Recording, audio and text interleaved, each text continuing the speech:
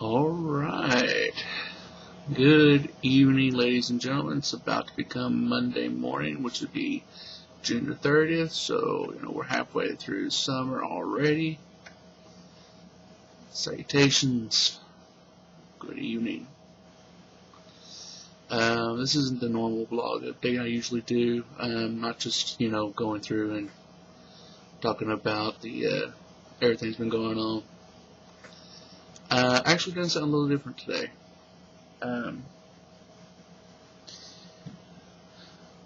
I am a ferocious reader. Pretty much anyone who knows me is going to sit here and say, yeah, dude loves to read. That said, I'm going to share one of my guilty pleasures and read some fan fiction. I thought I might just have you guys come along for the ride. Being as May, I figure I can go ahead and read it out loud, and we'll just have ourselves some fun. So, without further ado, and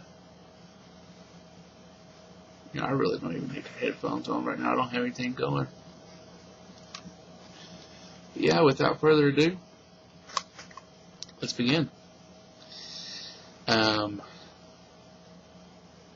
This is Room for Rent by Draxx99. It's a fantastic piece. It's actually still in process of being done. It's fun, written kind of sitcom style, so. And, hold on just a second. Anyway, here we are again. Like I said, this is Room for Rent by Draxx99. It's a fantastic, fiction piece. It's a lot of fun to read. And with that said, let's get started. This is the prologue chapter titled Room for Rent.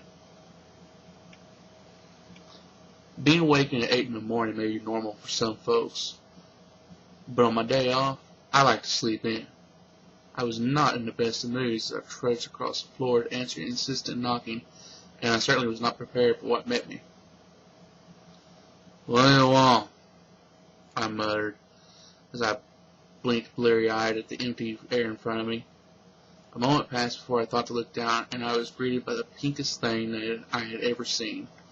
Rolling my eyes, I refocused on my visitor and saw it staring back at me with a huge grin.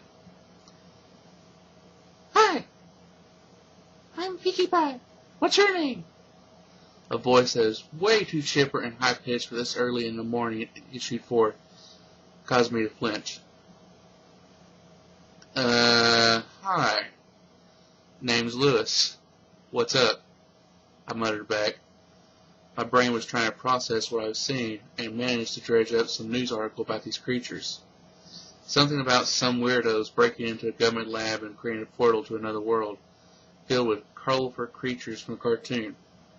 Of course, the real creatures looked about as much like the cartoons as I looked like a character from Popeye. Small, cloven hooves, shaggy coats, roundish heads, sporting large liquid eyes made them look more like mutated deer than ponies they claimed to be. And now one was standing at my doorstep. Her eyes, I decided from the voice seemed female, grew wide, and suddenly she gasped, standing on her hind hooves, leaning forward to mash her nozzle into each one of my cheeks. "Bonjour! I am so happy to meet you, Luis." Shocked, I took a step back and wiped what I was sure to be pony drool off my face.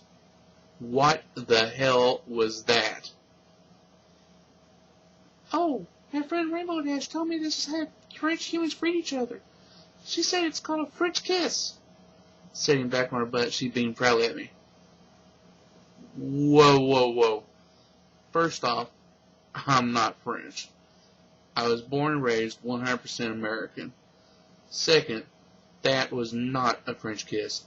Third, I don't know many French people, but I'm sure a French kiss is not how they greet one another.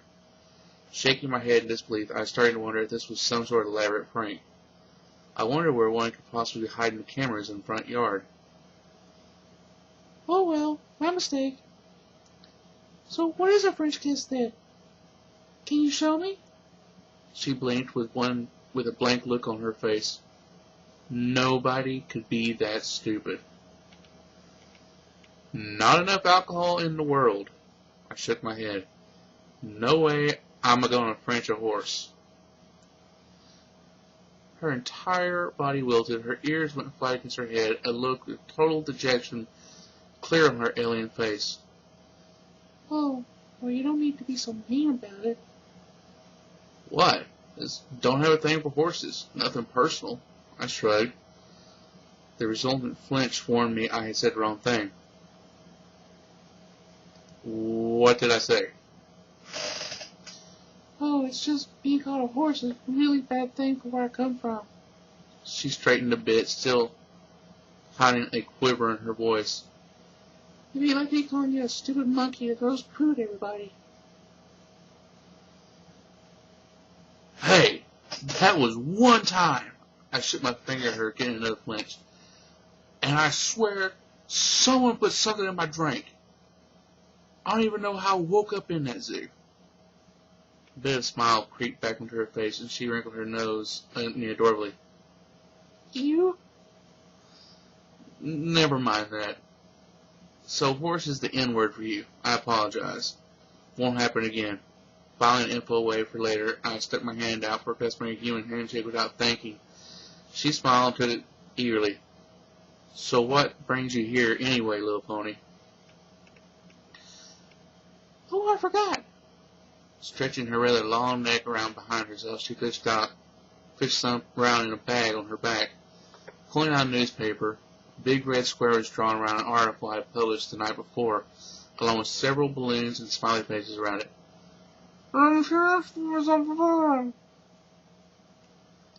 Taking the paper from her mouth, rather surprised it remained dry, I looked at the classified ad, and then up in the date. It's today's paper.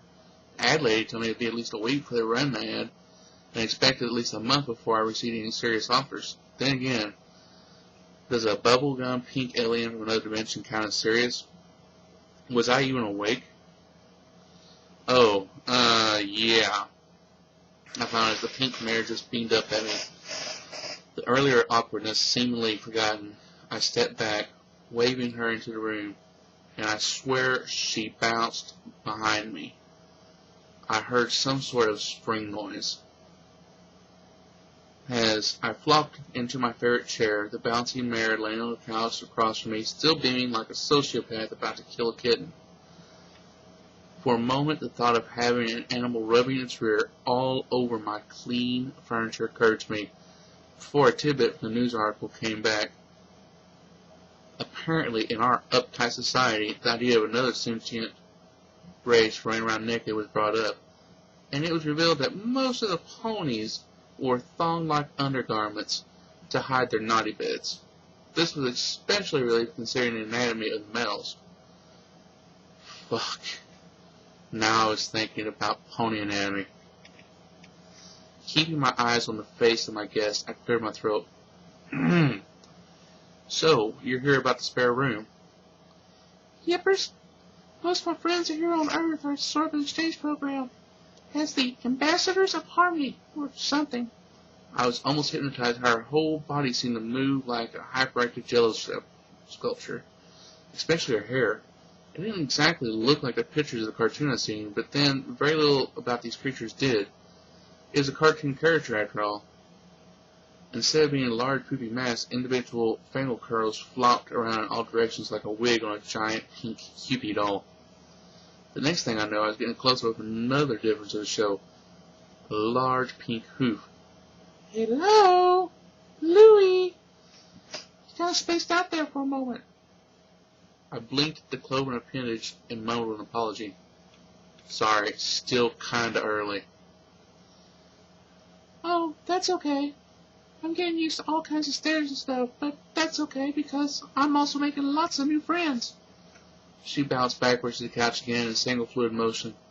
So anyway, I was saying how since I don't have any special poly-type agendas, like my friends Rarity and Twilight, I was just going to do what I do best, make lots of friends. But you can't make friends unless you leave the thick things and meet lots of ponies. Oh, I mean, people. I felt my eyes glazing over again, and I was starting to regret my late-night internet surfing and gaming. It didn't help that her energetic prattle made me instinctively want to tune her out. She was definitely a morning person. I hated morning people. But the mortgage wasn't going to pay itself, and if she was some sort of celebrity, she should have money. So, I interrupted, here's the deal. The rent is $500 a month, plus half utilities. I keep a clean house. I'm expected to stay that way. What you do in your room is your business. But if you break anything or attract environment, you will pay for cleanup. Also, if you're going to bring anyone over, call ahead so I know. So far, the solemn nods were my only reply, so I continued. Public areas are shared, as a responsibility to keeping them clean. You make a mess, you clean it up. Trash goes out on Mondays and Thursdays. It's your turn on Thursday to make sure it goes out. Still more nods, and the longest stretch silent yet. It's becoming just a bit uncomfortable. Finally, if you're going to have any addictions, you can go right out the door now. My house is clean in more ways than one, and I will not tolerate any drugs. Again, the nods, so I dropped the final bomb. Oh, and you will need to have a job. I don't care who you are or how rich you are, but my parents raised me that idleness causes trouble. If you want to live here, you gotta work. Deal? After a moment's silence, I watched as my trident sunk in and the gears were frankly spinning in the pink mare's head. Finally she blinked, grinned that creepy grin of hers again. Okie dokie wookie. And she struck out her hoof for a shake. Taking it warily, I gave it a firm shake and sat back down. So, what do you plan to do? Well, I get plenty of money for my role as stipend as an ambassador, but I don't like to sit still either. A raised eyebrow was my only reaction to the understatement. So tomorrow I'll have a job interview, and for now I have enough for a few months' rent. She pulled out a purse from her bags and fished out a gold coin. My eyes went wide as I realized the value of such a large chunk of gold. Whoopsie, wrong purse. You take this to the bank and get it exchanged. I would swear it had been a calculated move on her part.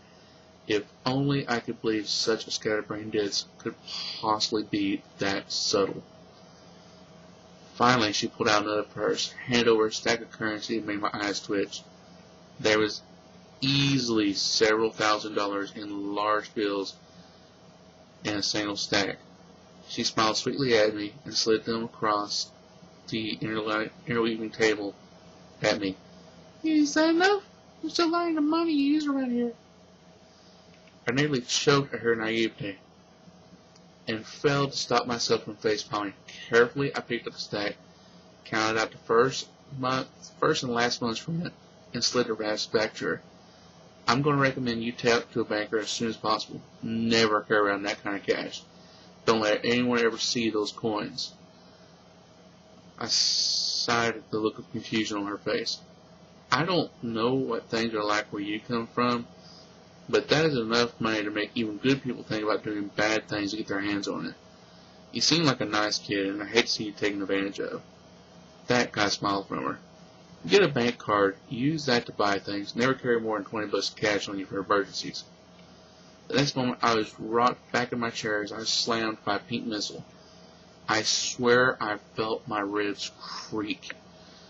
And then my back popped itself wonderfully back into line as a tackle hug forced the breath from my lungs. Thanks, Louie. I may be a great friend. I managed to choke out something I didn't understand, and suddenly the pressure was released. I coughed and saw myself sitting back across the room on the couch as if nothing had ever happened, still grinning. Louis! I managed to choke out, still trying to decide if I wanted to be angry at the assault. She did pop my sore back, after all. What? She tilted her head like a cute puppy dog and looked at me. My name is Louis, not Louie.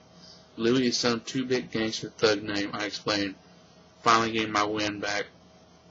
I took a lot of shit growing up for my name, and now I earned the right to use it. Oh, okay, Louis. I had to chuckle. She still managed to make the name sound like Luis. Shaking my head, I got up and motioned for her to follow.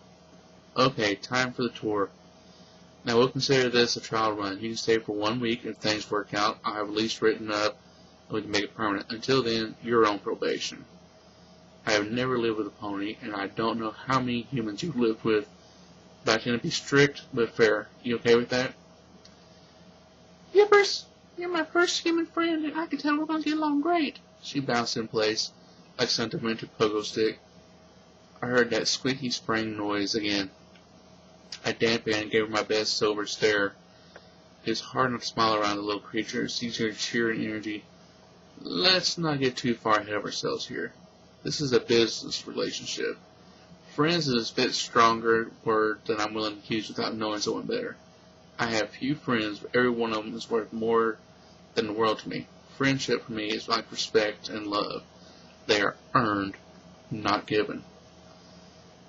Her ears did a little wilting thing again at my speech, but perked right back up at the end.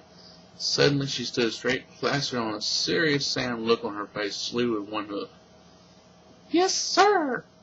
I'll do my best to earn both your respect and your friendship. Her face finally melted into her normal smile, and she giggled playfully. The dam finally broke, and I smiled in return, also returning the salute. I think we're going to get along just fine, Pinky. We continued the tour, and Pinky nearly exploded across the kitchen when she saw the fancy appliances.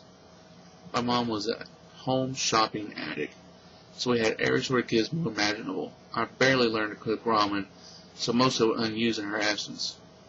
My new roommate proclaimed to be a world-class baker and cook, so I told her to go for it. I didn't say she should clean up, so wash her hooves before touching food.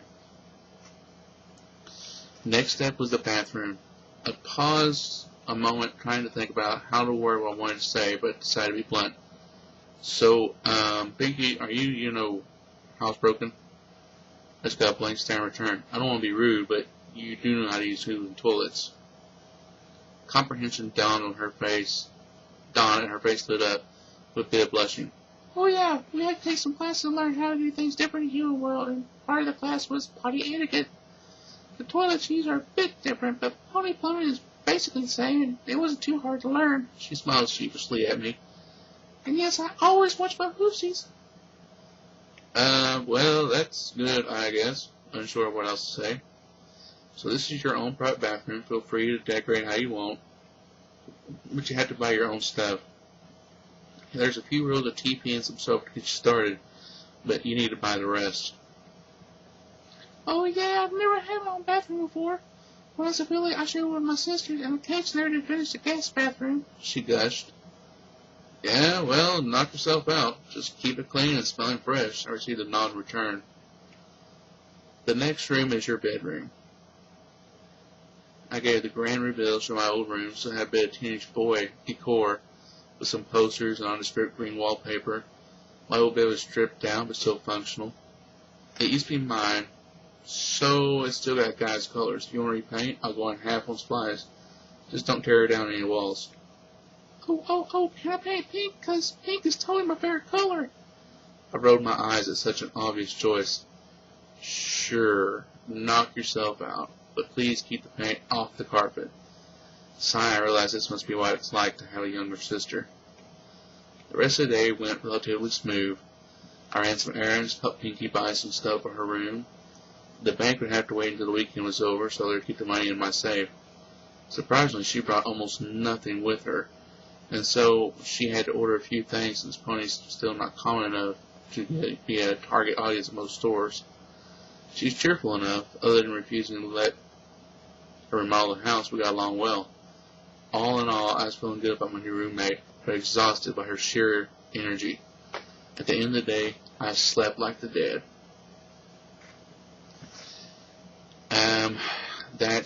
That's chapter 1. Well, chapter prologue. The story's a really, really good one. I'm not going to read the entire thing, and definitely not tonight. I suggest going online and looking it up.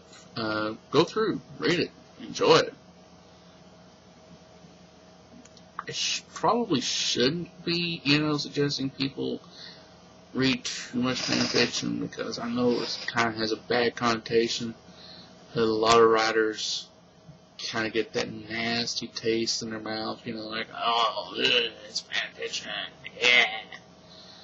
yeah. Sometimes you find some decent stuff out there, and it's one thing I like to do. I like to find some decent stuff, and I've definitely found that. Anyway, like I said, I wanted to share this. Wanted to give everybody a little chance to kind of enjoy it. So tell me what you think of it. As always, read, review, enjoy. I know my voice acting's not really good. I do plan on doing some more of these chapters, at least up until what he has finished here, possibly in the next chapter over. So, yeah. I'm going to end this like I end most of my stuff,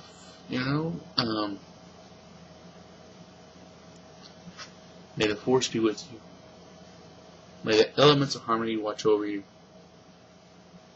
You are a wizard now, Harry. Aim to misbehave. Wibbly wobbly timey wimey.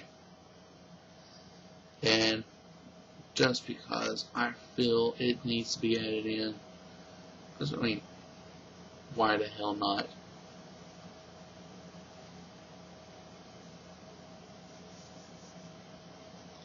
It's alive!